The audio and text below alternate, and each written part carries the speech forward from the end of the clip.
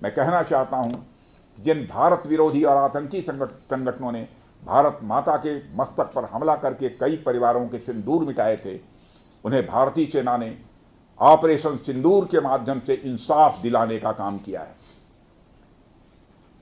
और इसके लिए आज सारा देश भारतीय सेनाओं का अभिनंदन कर रहा है।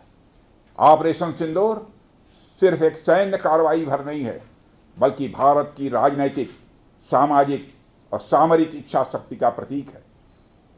यह ऑपरेशन आतंकवाद के खिलाफ भारत की दृढ़ इच्छा शक्ति का और सैन्य शक्ति की क्षमता और संकल्प शक्ति का भी प्रदर्शन है। हमने दिखाया है, भारत आतंकवाद के खिलाफ जब भी कोई कार्रवाई करेगा तो आतंकवादियों और उनके आकाओं के लिए सरहद पार की जमीन भी सुरक्षित नहीं रहेगी। भारतीय सेनाओं ने ऑपरेशन सिंदूर को पाकिस्तान में मौजूद आतंकी ढांचा ढहाने के उद्देश्य से लॉन्च किया था। हमने उनके आम नागरिकों को कभी निशाना नहीं बनाया था, मगर पाकिस्तान ने न केवल भारत के नागरिक इलाकों को निशाना बनाया, बल्कि मंदिर, गुरुद्वारा, गिरजाघर पर भी हमले करने का प्रयास किया।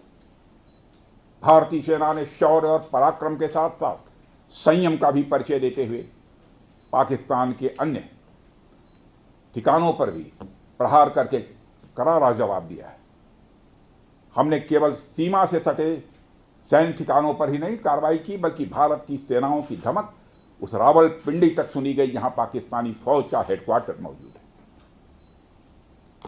मित्रों, भारत में आतंकवादी घटनाएं करने और कराने का क्या अंजाम होता है, यह पूरे विश्व ने उरी की घटना के बाद देखा, जब हमारी सेना ने पाकिस्तान में घुसकर सर्जिकल स्ट्राइक की। पुलवामा के बाद देखा, जब बालाकोट पर एयर स्ट्राइक की गई। और अब पहलगाम की घटना के बाद दुनिया देख रही है कि जब भारत ने पाकिस्तान के भीतर घुसकर मल्टीपल स्ट्राइक्स की हैं।